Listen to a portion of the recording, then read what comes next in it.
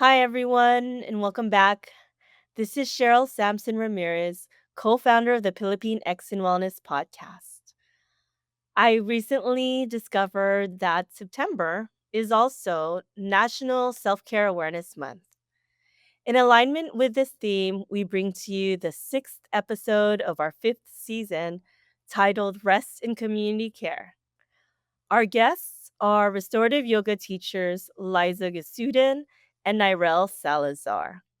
Co hosting this episode are our very own Sheena Katz and Marking.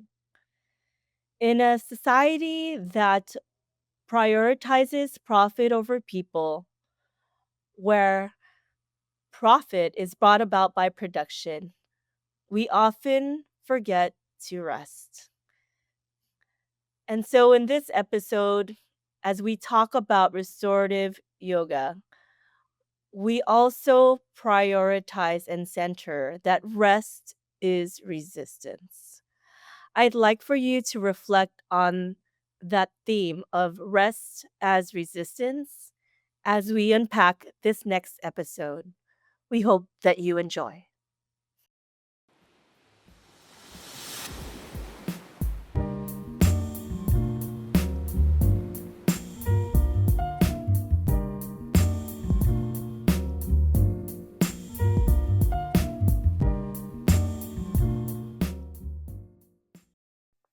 Hello, everyone. Welcome to our sixth episode on the fifth season of Filipino-X in Wellness. I'm your co-host, Mark King, and in this episode for audio description, I am wearing a camo hat. I have a goatee with a point on the bottom. I am bald, but it's being covered by my hat. I am also wearing a black and gray shirt that's about 3/4 lengths on the sleeve. I have a white wall on the right side of myself, and in the back, I have a mirror is only the thing that you can really see, and I have a little ukulele right there my right as well. And I am here in Los Angeles on a bright and sunny day. How about you, Sheena? Hello, everybody. Magandang araw. This is your co-host, Sheena Katz. For this episode's audio description, currently I'm wearing a black long sleeve shirt. My hair is down, and I'm seated in front of a bluish gold painting behind me, also streaming from Los Angeles in Marina del Rey. Following our last episode, Melatonin, Vitamin D, and Sleep, featuring Dr. Jacqueline Tolentino, lead functional medicine physician at Love Life. We're excited to welcome two first time guests to the podcast today, Liza Gesuden and Nirel Salazar. In this month's episode of Rest and Community Care, we will be diving into the benefits of restorative yoga and how it can support your wellness journey. As mentioned in previous episodes, all views discussed are for informational and educational purposes only. It is not meant to be medical advice, nor does it constitute therapy or professional advice. Always consult with your healthcare practitioner, especially before starting any exercise or new health program or a qualified mental health professional for your particular condition. So, without further ado, we'd like to welcome to our podcast Liza and Nirel. Welcome. Hello. Hello. And as many of you know, we love to start our episodes by learning a little bit more about our guests and where they come from. So, Nirel and Liza, can you share with our community where both sides of your family are from and also where you're joining us from today? Hi, everyone. I'm Nirel. I am currently wearing a navy blue long sleeve shirt. I have long, wavy purple hair, and I am seated in my office. You can see behind me are a few doors and a bulletin board. I'm coming to you right now from the San Francisco Bay Area, from the peninsula specifically. And my family is from Olongapo on my mom's side and Baguio on my dad's side. I loved visiting Baguio because it was such a nice change of cooler weather, which is what I'm mostly used to here in the Bay Area. Hi everyone. This is Liza. I am wearing a black and white striped shirt, and I have sea green glasses on, and my hair is short and black, and I have this hoops that say Free Palestine on them. And I'm sitting in my living room, and you can see a big bookcase and TV, my couch, and some art on the walls. Um, I'm here in Long Beach, so not too far away from the LA area. And my family is from, so my mom is from Batangas. I think Marking, you said your family is also from there, right? So, we won't- Yes, from Santo Tomas, my mom, but we were yeah. saying neighboring, we might be long lost cousins.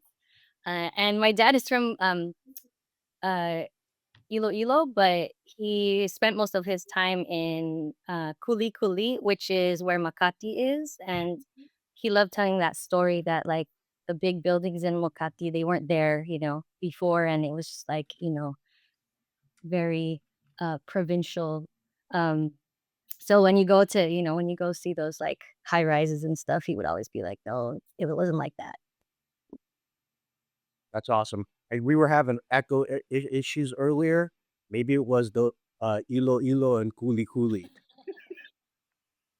Maybe that was the echo. Sorry, that was a little joke right there. Anyway, okay, so thank you very much for that, guys. We can't wait to dive into this whole topic of restorative yoga, as we could all use and benefit these different models of rest and care for our community.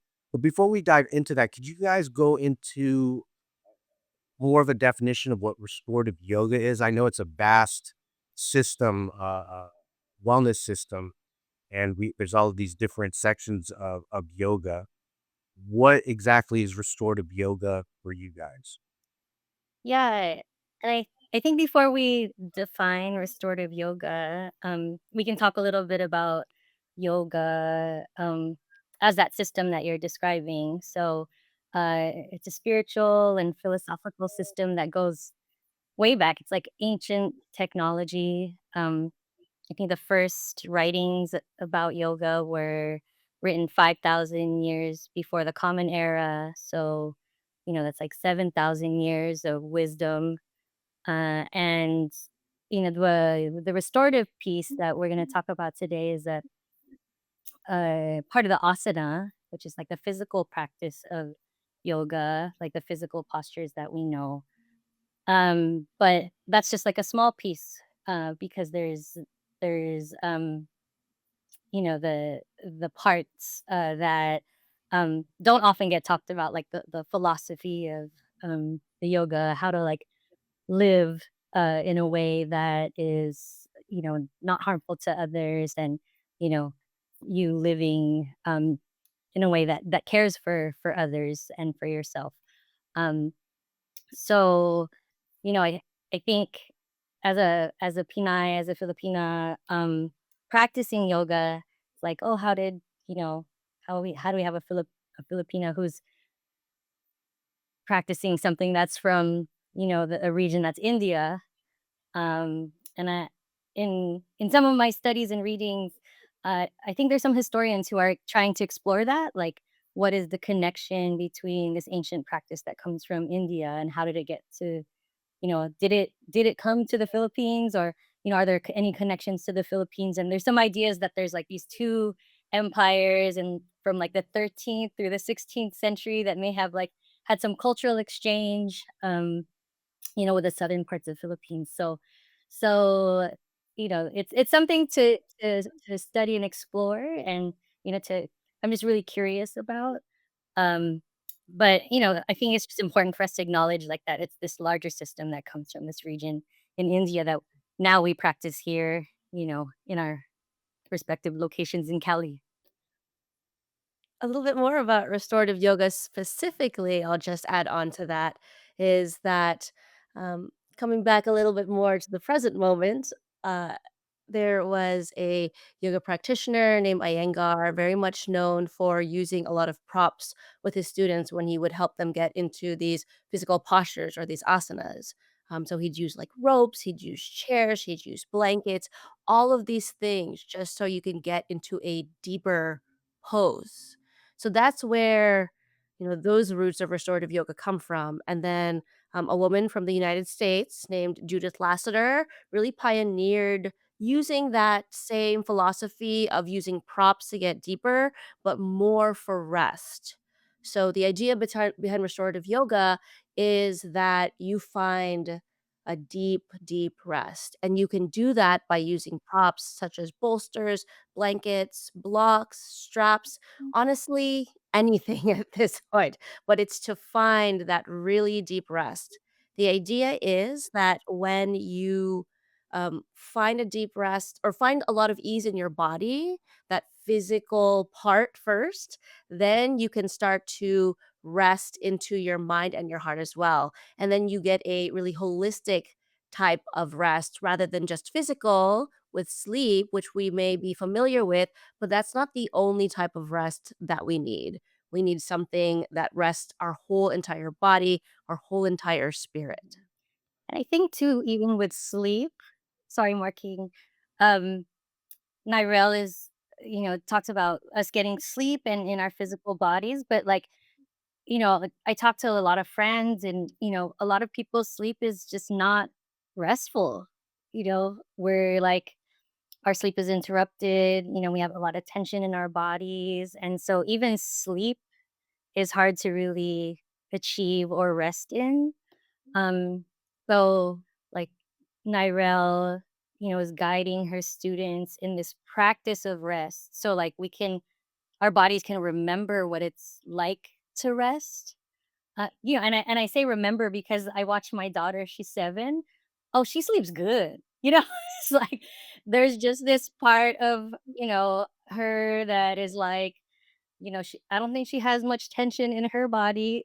She's really resting, and I think as adults, experiencing the world and taking everything in, we need to practice resting and all those supports, those props, the postures really help us to do that.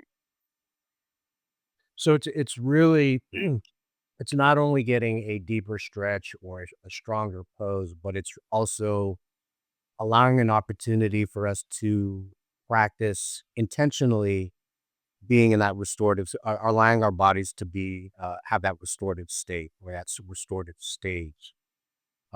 Is that how I'm understanding that correctly? Yeah, I think so. And I think at least and growing up, was like, oh, you're doing nothing. Like you're not doing anything if you're not doing something.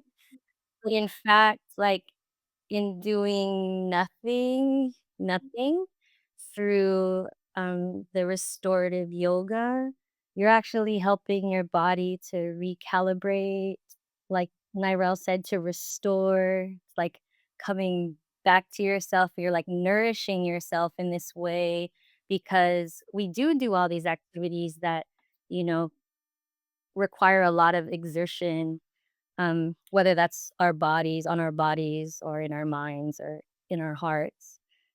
So it really is that like something coming from nothing, kind of paradox. So when you guys are when you're doing poses, is there a time limit on how much time I should okay, in between poses, how much time I should allow my body to restore its energy or rejuvenate whatever it needs to rejuvenate? Is there a specific time period? So they say that it takes, on average, about 7 minutes to fall asleep. And so it does take a little bit of time for you to start to drop into that type of rest. So it's not going to be like, I'm here for 1 minute and that's it. Great. I feel rested. You got to sit there for a little bit and really allow yourself to release and give yourself that time. Many students that I have, they come to me afterwards and they say, wow, Nirel, that was the hardest practice I've ever done. And they're saying that, oh, yeah, I do handstands and headstands and whatever, arm balances, but just sitting in stillness and just allowing that rest and calm to come to receive that is can be so hard for a lot of us, including me, Hmm. honestly. Yeah, I agree. Like sometimes it's like the mind is racing, you know, sometimes people are like rushing in, because they were coming from somewhere else. So it's like it takes a lot of time to settle in. And, I know Nirel crafts her class and the sequence of um, the poses in a way so that you can really settle into this deep rest. Um, and I think we also guide the practice. So, I think with your breathing, as you're like breathing deeply, you're with each, inhalation and exhalation, you're making more space, to rest even deeper. So sometimes I primarily teach it at a middle school. Most of my classes are with my middle school students and middle school teachers. And, we take our first breath together, and it's like, that might be the first intentional breath we have taken all day. We're breathing involuntarily, but like to really um, take a deep inhalation and a deep exhalation, I think really helps us to find some ease. Restorative justice, restorative yoga. Uh, yes, definitely sounds very intentional and very much needed, especially nowadays when we're so just bombarded with everything and everything's coming at us so fast. Having that opportunity to be very intentional about just centering ourselves sounds very powerful. So, for you guys, what is your origin story? What inspired you guys to dive into restorative yoga? What were some key events that put you on this path of discovering or going deeper into restorative yoga? For me, I had been doing yoga for a little while, um, like flow-based and pose-based yoga, and I was actually doing it at a climbing gym because I was climbing at the time, and then I was like, "Oh, yoga would be really great for stretching." So, I took all of those classes, and then there was this one class that I hadn't tried yet. It was called Yin Restorative Yoga, and I went there not knowing what exactly it was. It just said, "Oh, you'll feel calm, you'll feel relaxed." Great, I totally would love that. And then when I got there, it was just, "Oh, here, put these poses together, put these props together, and then just stay there." And we only maybe did like 3 or 4 poses, quite honestly. So that I'm like thinking in this pose, what's happening?" And then afterwards, just reflecting back on what had happened during the practice, I was like, "Wow, I feel calm." I feel like I feel tired, but my mind feels really clear.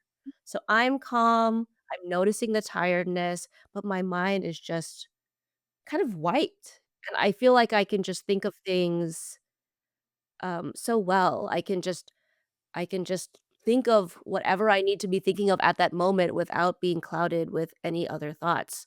And so from there, I told myself, "Wow, I really need this." As someone who is very an overproductive person, a type A person, I was thinking to myself, "Wow, I really need this just to kind of turn off for a little while." So I did it more and more and more, and then I benefited from it so much that I myself, when I became a yoga teacher, I wanted to teach people how to do this same thing because I felt like we all needed it.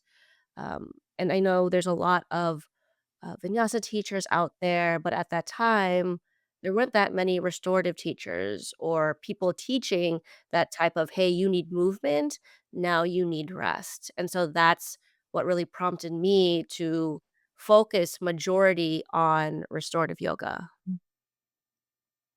So I'm a teacher, and so teaching super stressful. I was a young teacher too, so I had just started teaching right out of college, and I was just so wiped and so burnt. And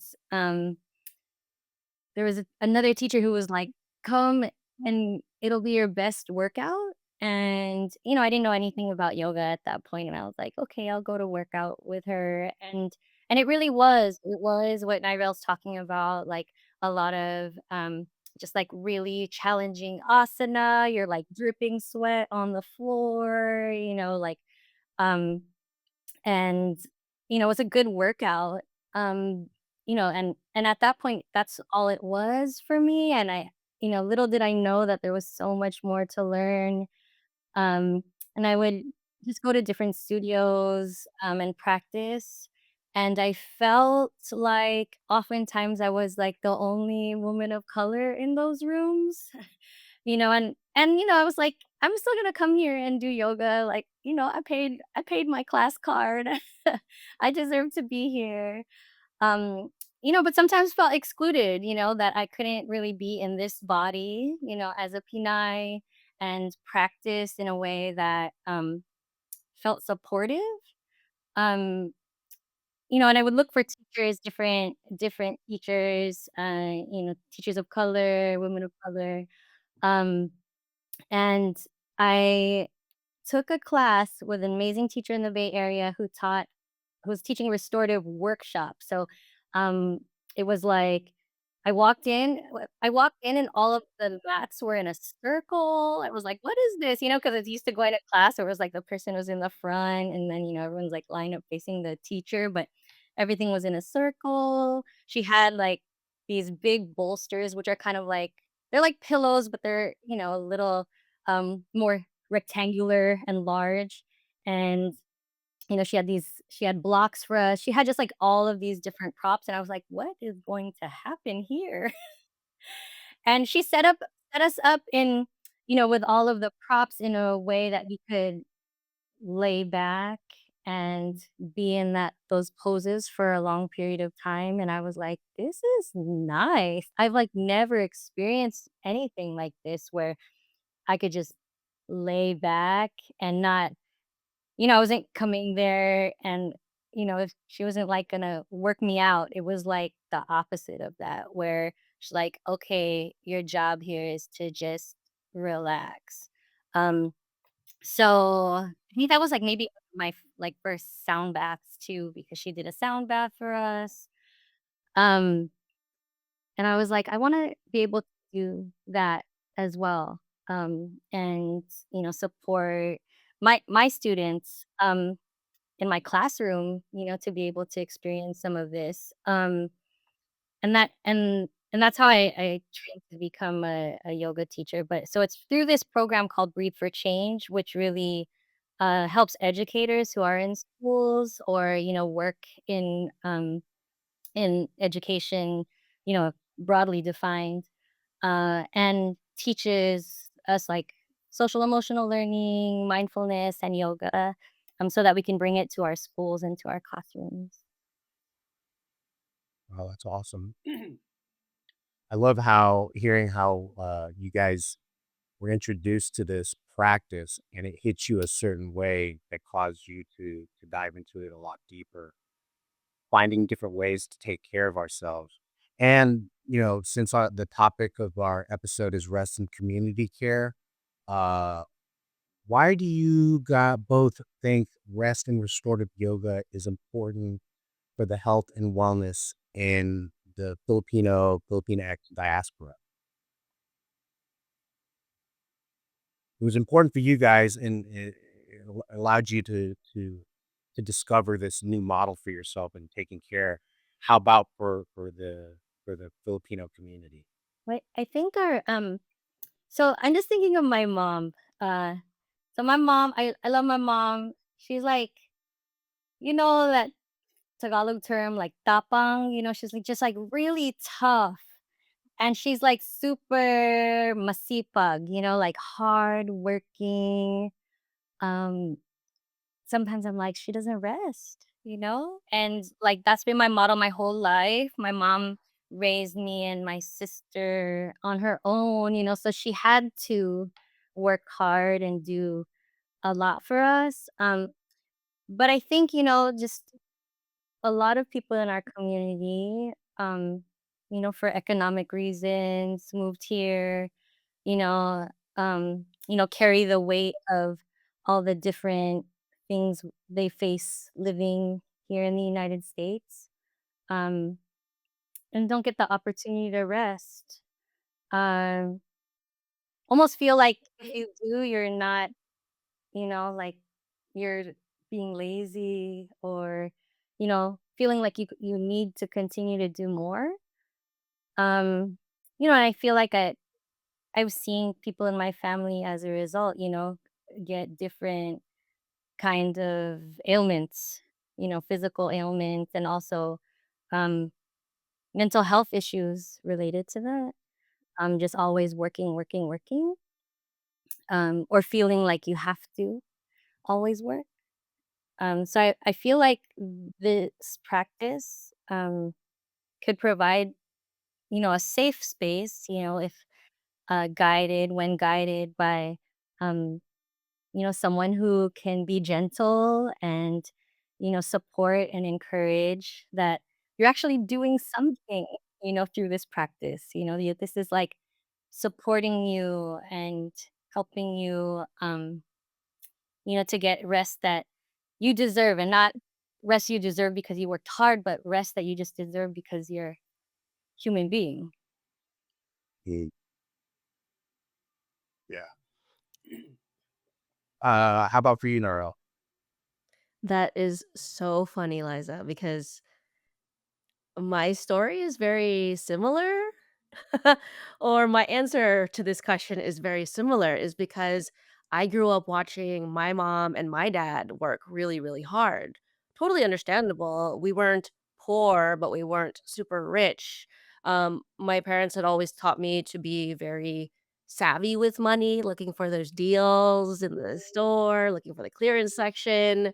But it was about like working hard and achieving that quote unquote American dream, like making it into whatever that means, being successful. And so, my parents work a lot. My mom worked 2 jobs at the hospital, and then my dad would take care of us, and then they would switch off. It was, not very common for all of us to be together as a family, and then seeing that, saying to myself, like, "Hey, is this how I'm supposed to work? I tried doing this in my 20s, like, just working really hard, but it doesn't feel great." And I think what I also realized is that we all do, especially for people who come from families, immigrant families, we all need that permission to rest, whether it's from someone else, your family, your friends, or maybe a restorative yoga teacher like me and Liza. So I think that's why community care is so important. And rest is a really big piece in that because, like Liza said, it was so easy for all of us to get burned out. It's maybe we've seen our family, our moms, our dads, our caretakers get burned out. And, maybe we didn't know what to do. But maybe the message that we needed to tell each other is that when we rest, we can support each other, we can support our family, our friends, our community so much better, right? Where I love the idea of some people are working or being active, and then other people are resting. And therefore, you can continue to generally move forward but, there's this very sustainable way. I think it's a part of sustainability of not only our own lives, but our community to all move forward together if we give each other the permission and the space and the time to rest. I think it's so crazy. Like, we do ask this question, a general question of how we can better take care of our community by sharing all these different modalities. But I think what's really powerful, the way you guys framed it when you reference it to your parents, because you do, we see our parents, we see how much they work, whether it's at the office or stay at home parents, we see how much work they put in. And if I look back at my parents, I don't really remember them being intentional about their wellness, right? It was always work, work, work, work, work. Because to your point, Liza, if they're not working, are they not doing enough? Like that's the running dialogue, right? And as our parents get older, we see like, oh my goodness, the the benefits that were missed when they didn't take care of themselves because we didn't have that dialogue about restorative yoga or taking care of ourselves mentally and emotionally. Like, I think these are things that, yes, as a community, we really get to understand. But when you frame it uh, around your parents, that gives it a more Mhm. powerful, at least for myself. I mean, it's just like, oh, wow. Yeah, that's huge. Yeah, and it's also not their fault, right? I think sometimes like wellness, can frame it as like an individual choice. You didn't do this thing, um, and that's why you're unwell. Without looking at the systems, and that's what I appreciate about Filipinx wellness, like looking at the larger systems that make us unwell. And also while also introducing these practices that we're all using, to take care of ourselves, because it's like a constant onslaught of, you know, um, like you said, work, and carrying like the trauma of how we're being treated. I just think of like what's happening in our, in like now with, the ICE raids, and what we're seeing on social media happening in Palestine. It's just like so much that we're all carrying, you know, and then they're like, and why are you unwell? So, so I really appreciate the work that Pilipinx Wellness is doing to uplift um, the ways that we're all taking care of ourselves and each other, so that we can share those ideas, because it's often not just one thing that we're doing, that keeps us well. It really is this community that, you're helping to build. Yeah, no, I love that you gave those examples because it really reintroduces the idea of duality, right? Which is, yes, we know that hard work and sacrifice is exactly what they needed to do at that time with what they knew. And also, we know now that too much of that can lead to physical ailments, mental ailments. So I think there's a world that both can exist, and I think it's great that you bring both of them up because it's true. You can't just ignore that that method did work, and also we need to adjust to do it better this time around. So I appreciate that.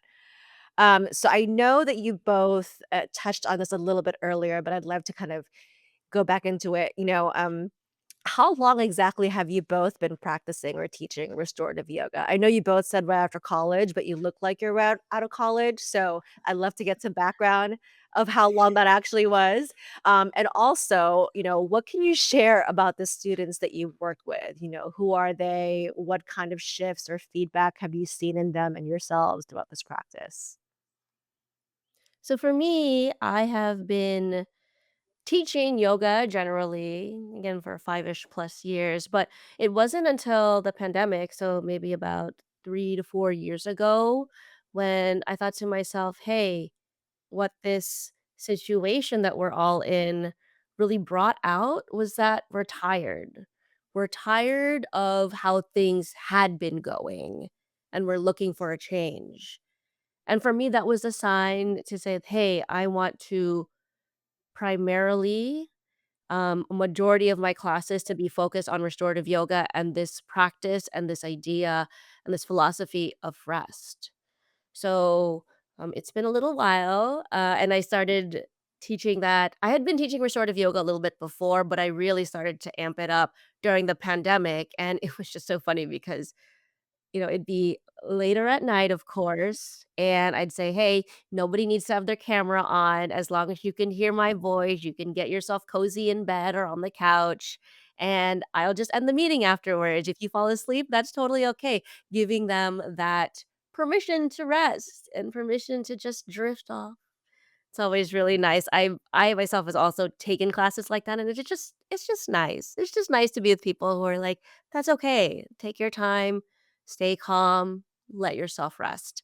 I'm finding that the people who come to my classes are oftentimes people who have experienced a little bit of um, corporate life or life outside of college. Maybe they've had a job for a little while, and then they're just finding that they're really tired, or this pace is not for them. I also have a lot of mothers, right, who are just looking for some time away from their kids to just lie down. So I'm just giving that permission. And I also get a lot of families with older children, so maybe young adult children with their moms and dads, that this is a practice that they can all do together and they can all enjoy. So that's been really great to see that people can bring any type of generation. I have had a few kids in my class, and it's just funny. Sometimes they're either really tired, they just knock out so fast, or they do kind of get a little bit jittery and they'll like sit up and look around. But for the most part, it's been really nice to see a lot of different generations come to practice together. Very cool. What about you, Liza? So I've been practicing yoga for about 20 years, but restorative yoga, I would say maybe in the last, maybe 10 years, taking some classes here and there, a lot of workshops. Um, and then after doing teacher training, wanting to bring this to my, my classes. And Naira was mentioning like with young people, it's like sometimes when you're in a class, it's like super silent. But if you have young people in your class, yeah, it's not silent. There's like giggles and which I also welcome too, because part of it is like especially for middle schoolers, it's like being comfortable in your own body. Like there's a piece where you're like, okay, this is strange. I'm lying in this, or sitting in this, way that I might have not sat in before.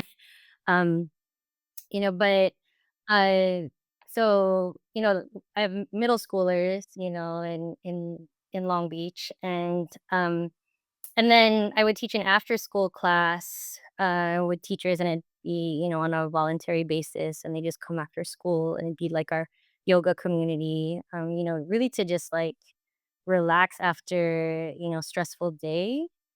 Um, and then a really good friend of mine, two good friends of mine, they lead a program called Critical Embodied Wellness for Educators. And there's the space for educators to learn embodiment practices. It's like uh, teaching and helping teachers to feel and to be able to name it, and then, from there being able to act, versus like simply reacting to whatever, maybe our trauma response is.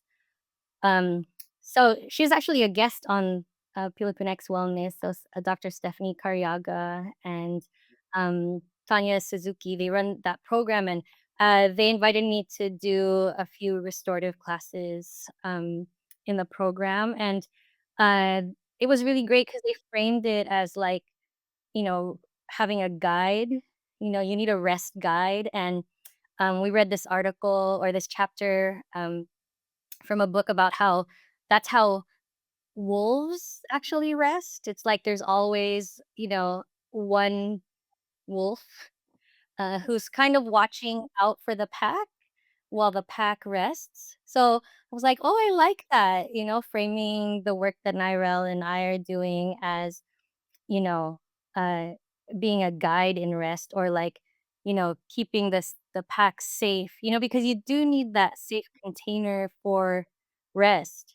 Like folks won't be able to rest if they don't feel that it's a safe space. So I feel like, yeah, that really frames it in a different way. And then now I'm teaching a class at Kubo, which is really great. It's on Wednesday nights, and I feel like the people that come to that class, like I was like, "Oh, I love this," because it's like community folks. It's like it's our educators, it's our community organizers, it's our counselors. There's a group of the teachers and volunteers from Filipino Cultural School who came last night, and I was like, "This is so wonderful," that our teachers are having a space, are coming together to rest, because the work that they're doing is really important. Um, So, and I hope that can continue. We were doing a series in July, and then we're gonna do another one in August. And as long as people keep coming, I would love to continue to teach that class. Like I looked out into the room and I was like, this is like a dream, you know, um, to have all of these, melanated people in this room resting together. So, we are excited to experience a glimpse into what you offer in your restorative yoga classes. But before we start, is there anything that you can share with our community, any context on how to prepare, what to expect? Can you tell us also a little bit more about the props that you typically use and give us context there as well? Yeah, so depending on where you are, if we're setting up in, a community space or a studio or school, or if you're at home, so it might differ, but I'll kind of give both. So it's nice if you can have the lights low, imagine trying to rest in like a really bright space that's not conducive. So if you can dim the lights, and a mat. So, and if you don't have a mat, you can use a towel, like a beach towel or a blanket. Those work well too. Um, and then we usually have two blocks, a bolster, which is like a long pillow. It's a little harder. Um, I also bring in a chair depending on if there's room on the wall, if we were gonna do a pose like legs up the wall. So a chair can work as well, and I'll keep a chair nearby. Um a extra blanket, in case we get cold or we need to use that for support as well. And like a strap or a belt, um, that can sometimes help with some of the poses too, just depending on which ones we're doing. And if you don't have blocks, like I've seen people use or I've used stacks of books, you know, I think anything that, can bring the earth closer to you, if you're lying down or, you know, forward folding, um, something that can just bring the earth closer to you. Very cool. I don't have blocks, but I do have Yeah. books, so we'll Yeah, go you with can that. stack like two or three. It's like a block. Great. So, whenever you're ready, please lead us through a brief practice. All right, everyone. It's Nirel again. This will be a really quick 5-minute practice, and you can do this however feels comfortable. You can sit in a chair, you can lie down on the ground, even in your bed or on your couch, my personal favorite, and whatever makes you feel comfortable. So make sure that if you're seated, your feet are flat on the ground, or you can place something underneath your feet. If they don't reach the ground, you can sit back into your chair. You can add extra pillows, use a blanket, whatever feels comfortable. And then you can choose to either close your eyes or you can gently have a soft gaze, whatever you choose. Allow your eye muscles, your eyelids, your eyebrows to be soft. And then once you find that, once you've settled in, just start to breathe.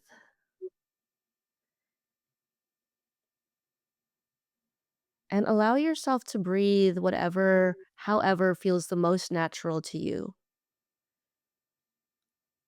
So if you breathe through your chest or your belly, or maybe your shoulders rise, let them.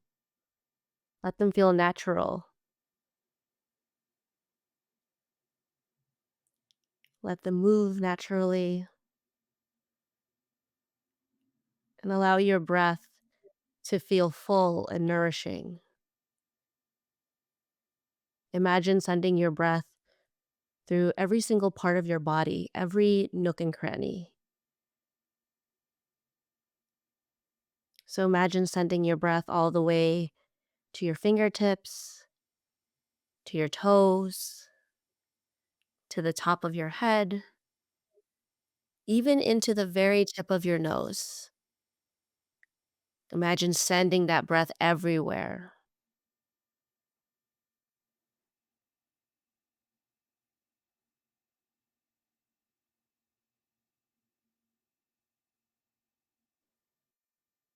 And if your breath starts to feel a little forced, a little stressed or tensioned,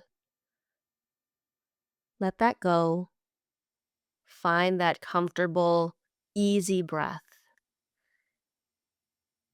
Coming back to that natural way of breathing that's natural for us.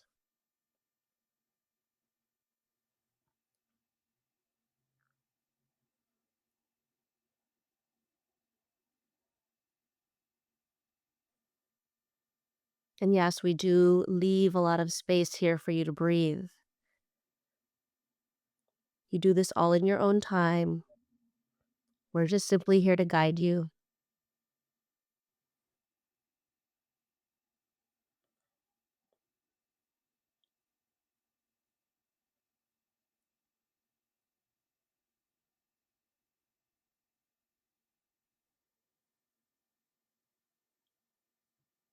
And from here,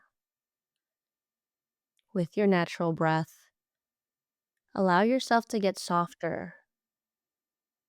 With every exhale, imagine getting 1% softer. So it doesn't have to be much. Eventually, all these exhales will add up. All these 1% will add up. And you'll start to feel soft. You'll start to feel heavy. And allow yourself to do that.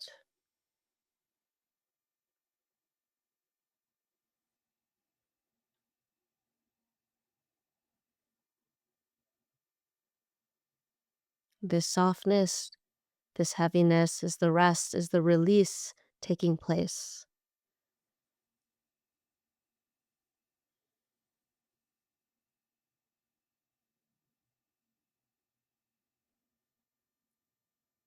A few more rounds of this natural breath here.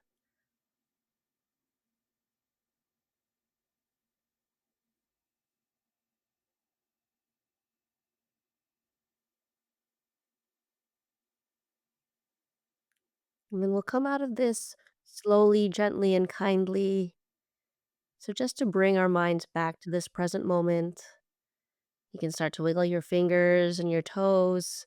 Allow your mind to anchor onto these sensations that are happening in this present moment. And then slowly, gently, kindly start to make those movements bigger. You might open and close your hands. You might do a couple of ankle rolls. You can even do a couple of neck rolls. Or if you're lying down, you can shake your head no.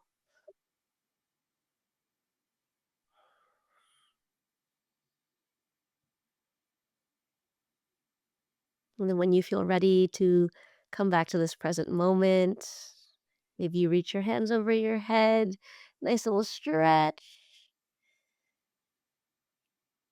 Yeah. And as those arms come back down, start to slowly blink your eyes open and come back to this present moment. Ooh, dang. That was awesome. Yeah, the softness. I could feel the softness in my face. I tend to like clench, just like my it's always so surprising how much tension is in my face.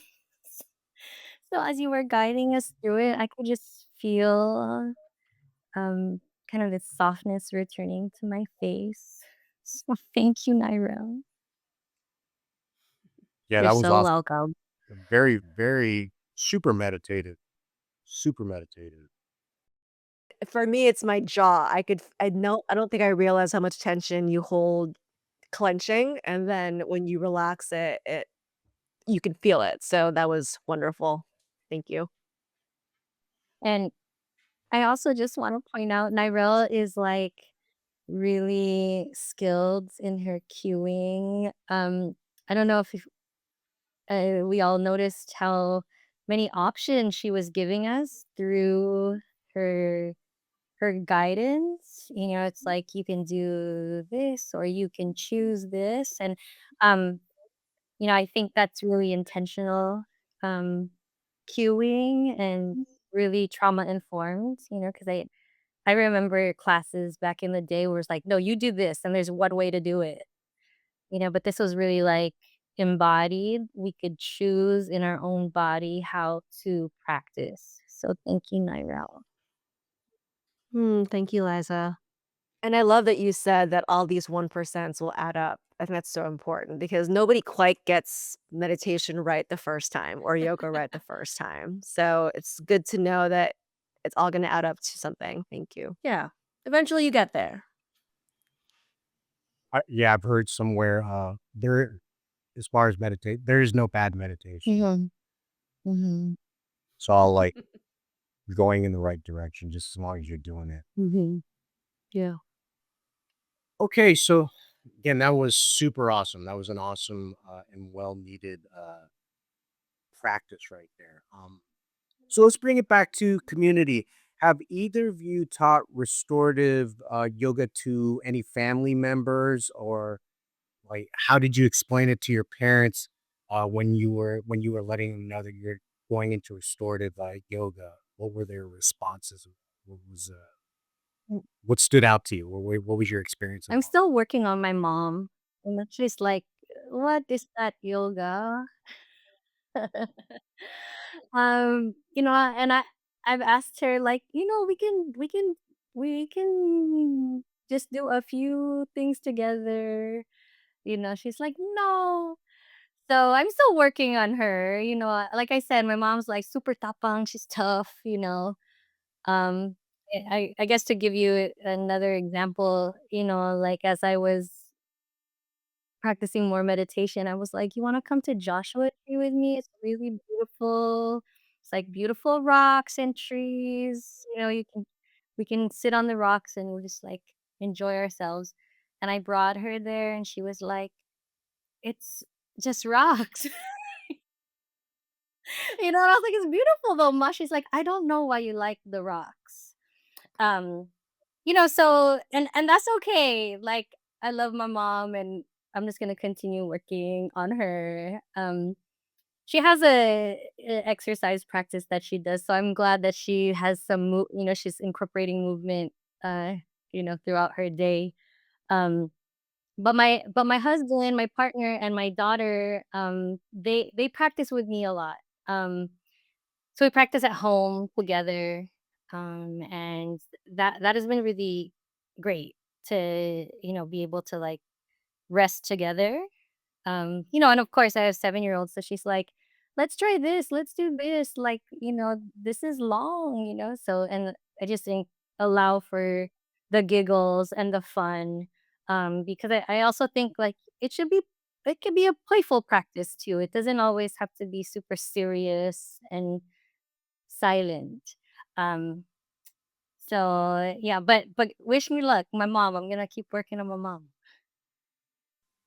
That's awesome. How about for you, Narelle? So let me think about this. I would like to credit myself with bringing yoga into my family. um, I am originally from Los Angeles, and so when I go back home, I would take yoga classes at studios or just try out different studios. But I think because of that, I would always drag my youngest brother along. Um, he is now a very seasoned yoga practitioner. He's actually more of an Ashtanga, rocket yoga type of person. So we're complete opposites, but it's really nice to do classes together when I go home to LA.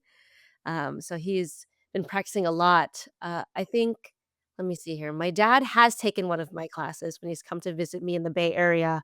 And he's like, can I do this? Am I going to be flexible enough? I'm not flexible at all. And I said, "Yeah, totally, dad. It's just lying down and stretching." And I remember the class his first class, I had them in the back. They helped me set up all the mats. And I gave this cue before we started to release your face, right? So I was like, release your eyebrows, release your forehead, release your cheeks and your lips. And so I can see my dad in the corner. And he told me about this afterwards. He's like scrunching up his face. he's like lifting his eyebrows. And so I was like, okay, wow, my dad's into this. And then, of course, all the blankets, all the pillows that I gave him, he loved that. He said, oh, wow, if this is yoga, I can do this all the time. So I think it's really lovely to, one, shout out to my brother Adriel again. It's great to have a yoga partner whenever I go to LA or when he comes up here to the Bay Area, and it's great to know that my family is also open to it. My dad just says like, "Oh, yeah, this is easy. I can do this." And my mom, she also does yoga on her own, I think after I've been telling her about, "Oh, yeah, yoga can help you," especially that sustainability factor. She's a little bit older now, and so one time I came home, she had done, it was a yoga for healthy backs or something like that. I'm like, "Yes, mom, yes." So, again, I think I'm the reason for yoga in my family. I'll totally take it, and I'm so glad that they're open to it. It did take a little bit of time. It did take a little while for me to, um, get them to a place where they're open to it, kind of dragging them to these yoga studios that I wanted to try, to these teachers that I wanted to take a class from. But I'm really glad that they've been open to it, and they've been willing to, you know, let me try my restorative yoga cueing on them when I come home. That's so great that you both are able to get your parents to to be open enough to try. And it's so funny when both of you guys were talking about your parents uh, doing your practice like in automatic. I could see my parents like, release your face. What is that? What do you mean release my face? So that's awesome. But it's little steps like that to introduce it to our parents, and then when our parents experience those things, it gives an opportunity to go to their communities with their friends and their peers, and it's like, "Boy, did you try out this restorative yoga? You get to release your face." I think that's so awesome. That's so awesome. So when it comes to rest and community care and restorative yoga, who are some of your main influences in this practice for you guys? For me, it is definitely Trisha Hershey, who is the runs the Nap Ministry. She calls herself the Nap Bishop, very much giving the message of rest is resistance, right? Especially because we've been talking about as immigrants, as Filipinos, we've always been working. And so rest can be a type of resistance to resist this grind culture, this idea, this notion that we have to work, we have to grind in order to be quote unquote successful, that we can actually have places of rest, kind of step back and we can still be successful. Also, Simone Biles, taking her mental health into consideration when going into the Olympics and actually stepping out, like, wow, that's amazing. And learning about what was going on through her mind, I'm like, wow, on a global stage she had the guts to step back to prioritize that mental health, that rest, and uh, take it back and then come back better than ever, right? I also see a lot of my aunties, my uncles, my mom, my dad. They're also my inspirations in the sense that, I see them work so hard and it makes me think to myself, do I have to live that life? I mean, I'm so grateful for everything that they've done, and I want them to feel rested as well, like they deserve it. They deserve it for all the hard work that they've done, for all the food they put on the table, for nurturing us, me and my brothers. They deserve rest, and I don't see them take rest enough. Even telling my mom or my dad, "Hey, let's just like chill. Let's just, take a step back." It's hard for them. And I think that's also the inspiration. I see that not only in my family, but also in the community where there's the idea of you need to push through, you need to grind, you need to go forward, keep going forward no matter what. That's also my inspiration for this practice to say that, hey, we can still continue to go forward. We can still continue to make changes in our own personal lives and in our community. And we can also rest. In fact, we are stronger when we rest. So those are the influences in my practice, and I'm so grateful to all of them. Even my family, my parents that show me that we don't need to grind, or at least it makes me think about, hey, we don't need to just keep pushing ourselves to the brink. We can take that step back when we need to. Yeah, that's great. How about for you, Liza? Thank you, Nirel. The I'm reading this book right now that I'm really loving, by Carol or Dr. Gail Parker. It's called Restorative Yoga. I'm actually like going to show you the book. It's Restorative Yoga for Ethnic and Race-Based Stress and Trauma. And what I really love about this book is like she gives all of these anecdotes of like people experiencing different um ethnic and race-based stress, through these, she tells the stories and like how the practice of yoga has helped help help them. Um and then she also like really describes um like what yoga is doing in your brain. It's like she is able to explain like all this, I'm not a doctor, so she describes like the parasympathetic nervous system and cuz like you can feel it when you're practicing it, but it's like one thing to then read and be like, "Oh, that's what my brain is doing," or like those that's what my lungs are doing. And she does that in a way that's really accessible. Um I'm really learning a lot from her book. Um, Patricia Hershey, I was also gonna mention Nirel. I actually have her deck. She has the rest deck. Um, and sometimes I'll just pull a card and like that will be my affirmation for the day. And sometimes it really is just like rest is your birthright. Rest is a birthright. It's not something you have to work for. Like no matter how hard you're working, like you deserve it even, you know, if you just sat around all day. It's like part of it's part of, what it means to be person. Um I also am uh I think Tracy Stan Newell, her book is called Radiant Rest. Um, it focuses on yoga nidra, which is uh, it's kind of this idea of yogic sleep. Some so it's a little it's not necessarily restorative yoga, but there is some connection. And she introduces some practices that really help are very restorative. So, I've enjoyed like reading her work and learning from her too.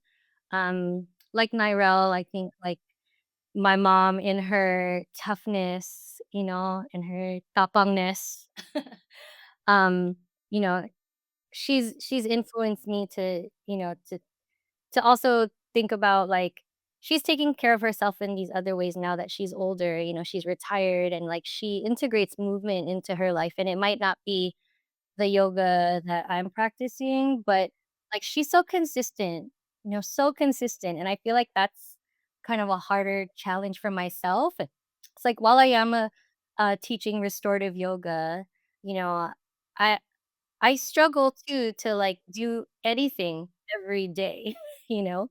Like I think my mom learned the discipline of taking, herself, to the gym every day.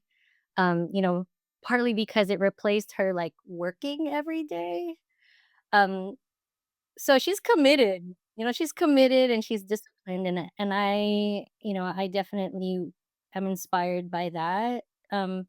Aspect of my mom's, wellness practice. Um, yeah, because I would like to have like and I always say this, I'm like, I'm working on my morning practice. Like I am still, kind of a hurricane in the morning, especially during the school year. Um, and I've said like I really want to be able to spend the morning slowly, like ease into my day. And I do recognize that I'm a teacher, and so there are conditions that make it such that I'm like, oh, I have to do this in the morning. But it is something that I want to I aspire to, the folks who have that slow morning ritual with their tea or their coffee, and they read, and they, you know, have a morning yoga practice.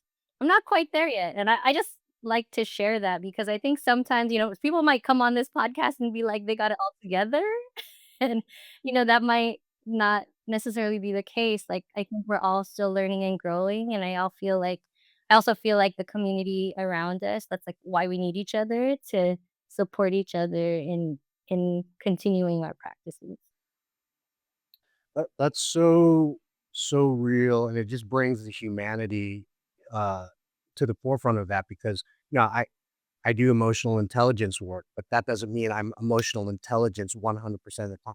There's definitely times where I just slip because I'm human, right? Like, and those practices, obviously, it's the work to the daily practice, but life happens. We're in this society that's constructed to where we do have to get up early in the morning or try to get up early in the morning and go through this hurricane of routines of getting everybody ready, getting ourselves ready so that we can tackle the day. And we really forget, like to your point with just the whole restorative yoga, like, we have to remind ourselves that we can't be revving this engine 100% 24 hours a day, 7 days a week. We have to remind ourselves that we do need to take these breaks. We do need to get to sleep. We do need to have this restorative process for ourselves in order to be able to show up better in our daily lives and with our friends, with our family, with our community. And that's why I think it's so important, um, you know, to get this type of or this modality out to the community so that we can remind ourselves that it is important for us to take those moments to take care of ourselves, to be reflective, to restore our systems. For you guys, is there any other? Obviously, you guys are doing restorative yoga. Are there any other modalities that you incorporate into your practice that maybe might be beneficial for other people in our community to take a look at as well in support of restorative yoga? Is there any things that you guys use or look at? This might not necessarily be seen as like another modality, but it could be. So like a lot of people, I started gardening during the pandemic, and I feel like yoga and gardening have like a relationship. So, um, it is. I come out to the garden every morning. Some days I'm watering, some days I'm weeding. But just getting, my hands in the dirt, and then also, like, just observing things growing. It's a slow practice, sometimes, like, it takes, like, 100 days for a seed to become the fruit or, the vegetable, and, um, I feel like that's been incredibly healing. I feel like there's something very ancestral. I feel like there's like some ancestral medicine there. Like I'm growing my first ampalaya, which is also like really good for us. It's like, our lolos and lolas were growing these vegetables that they knew are also medicine. Um, yeah, like something about it, when I started to practice gardening, I was like, this feels familiar. Um, So I love to encourage. I'm actually part of a gardening collective. There's three of us Pinays here. Um, we go by Ginataan Gang, and we've done like workshops for kids, but also for families, adults, who want to start gardens, even in very small spaces.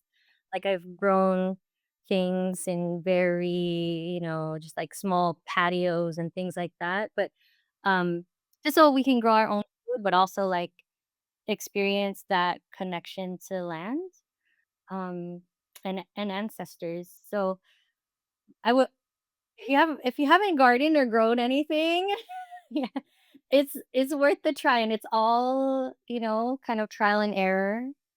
Um which is similar to yoga, like you're just trying out these different shapes. If we think about it, it's like you're moving your body in a way and trying to, you know, create a particular shape. So, um, yeah, that's my main one. It's like the yoga and the gardening together. Um, and then I recently started walking, like taking long walks around my neighborhood. Nick, Cal, like, we're unless you live in a walkable neighborhood, a lot of people are just driving. We're in our cars a lot, and I feel like walking is like really great meditation time for meditation, just like clear my mind. Um, I mean, it's funny. I heard these like recent news things about like the importance of fart walk. But really just like for digestion, silly, but they're like calling it that. But it's really, to like feed your digestion, lower blood sugar, um, What do they call it? fart walks. Art Fart. walks with a T? Fart. Yeah, fart walks. Like the importance of the fart walk. Like walking after eating. Um, yeah. So so that's an actual practice. Just Yeah. I Like, just, you can look you it know, up. There's articles about it. I mean, it doesn't have to be called that, but they started calling it that. It's really a digestive walk. But yeah, I started walking more, and you could consider it that, the walk after a meal. But I walk in the morning, I try to walk after a meal. Nice. that's so funny that there's an actual name for it, an actual practice. Yep. I thought it was just something I would do. Yeah. It it's effective. Let's say that. Oh, no, I believe it's effective. It's been effective for me. I just didn't realize there was an actual practice. That's great to know.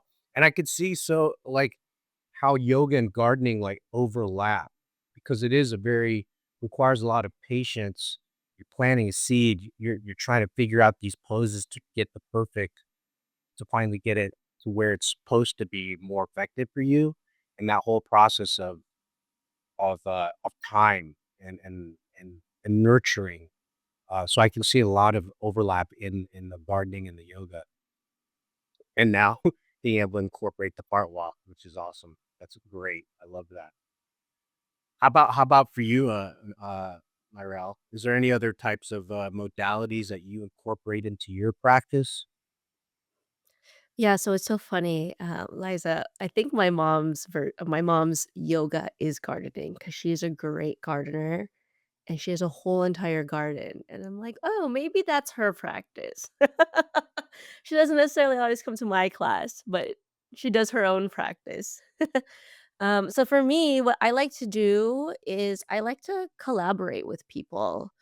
I always stress the importance of, especially community leaders, yoga teachers, people who are generally leaders or leading groups, to always make time to be held by other people. It also helps with the community care, right? So for me, I like to incorporate sound healing, a lot of sound. I myself am a sound healer. And so I do pair a lot of restorative yoga with sound healing. I also have a friend, Joe, from the Mats in Daly City, who helps me a lot with the sound healing. I have a friend, Nicole, who does guided imagery, and that's really nice, especially when you pair restorative yoga, sound healing, and guided imagery. We're just getting real complex here. I personally also am a Reiki practitioner. That's also a great way to have a guide through your resting. I do somatic sound healing along with my friend Joe. Um, and I also try to be just open to trying other things. I've tried yoga nidra with restorative yoga as well. I try it for myself and then I see if the audience, my community also is open to it. And it's a little bit of an experimental process about like what things do work and what things don't work. And oftentimes it depends on my season of life or season of week or season of day what resonates me or what doesn't resonate with me as well. But I love to just explore and ask other people to come in and collaborate. Or I also love to go to other people's classes. And so I need to go to one of Liza's class when I'm down there in Southern California next time. Well, the same, like, I need to go That's to your great. class in the Bay. I love hearing about incorporating all those different modalities with the sound healing. That's a huge one. The somatic practice, the energy, the Reiki. Like it's so great. It allows you the yoga practice. You still, even though there's a system, you're still able to be creative in how you present this information in helping our community take better care of themselves. That's so awesome. Yeah, so for me, I am mostly all around the Bay Area, mostly in the peninsula. I teach a couple of studio classes at the Mats in Daly City. I also teach at UCSF in Mission Bay and the YMCA at Crane Cove Park. I'm often literally touring around the peninsula doing a lot of libraries.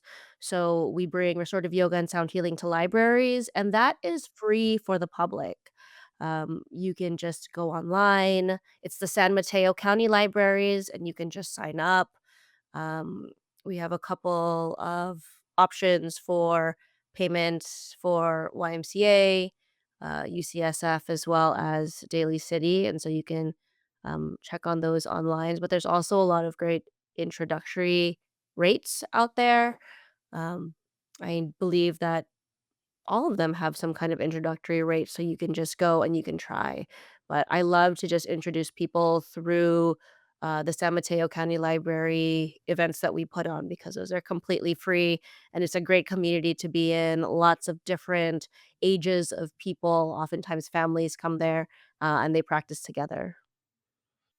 I'm currently teaching a restorative class at Kubo, in Long Beach, and um, that's from 8 to 9:30, and so we're gonna continue in August and then into September, hopefully.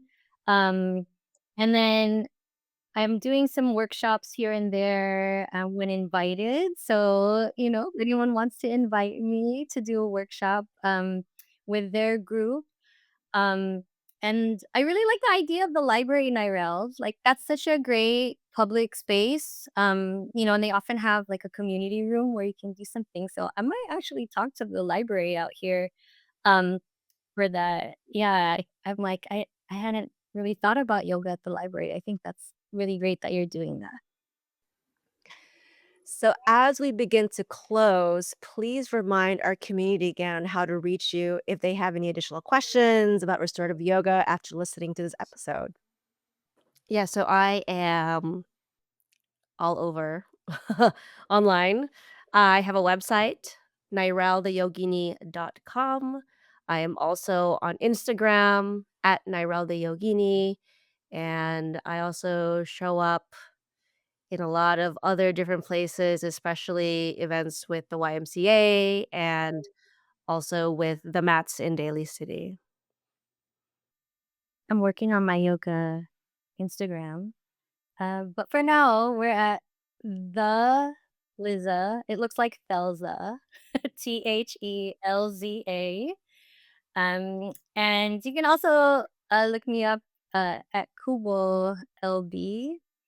Um, they list when the class is there as well. And so for you guys, final words, is there anything else that you would want our community throughout our diaspora to know when it comes to rest and community care? What is your hope for the Philippine ex diaspora within the realm of health and wellness? Is there any final words or thoughts? I think the main thing I would want our community to know is that We deserve rest, period. Not because of our work or because of anything we have done, but um, we deserve to be held and, to experience what it's like to really get rest.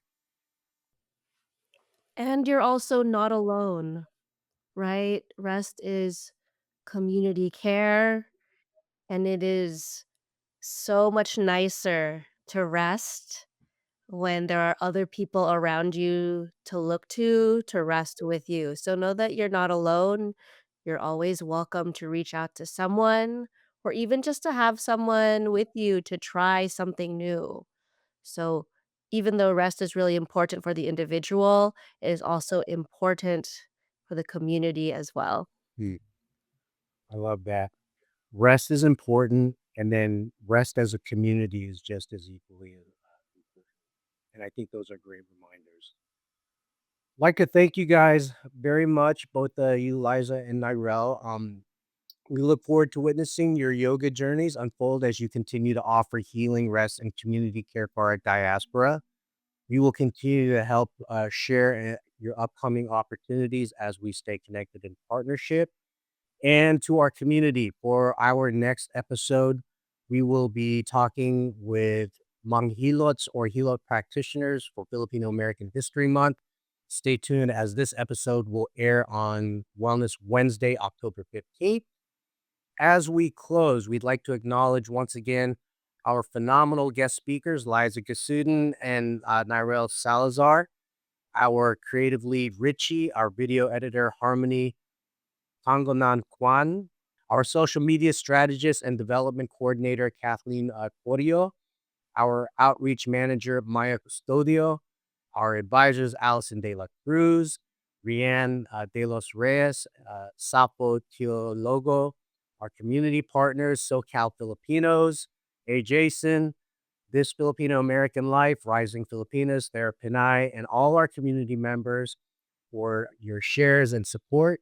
As always, we'll share more about our guests' offering on IG stories and highlights for permanent access with any of their upcoming events.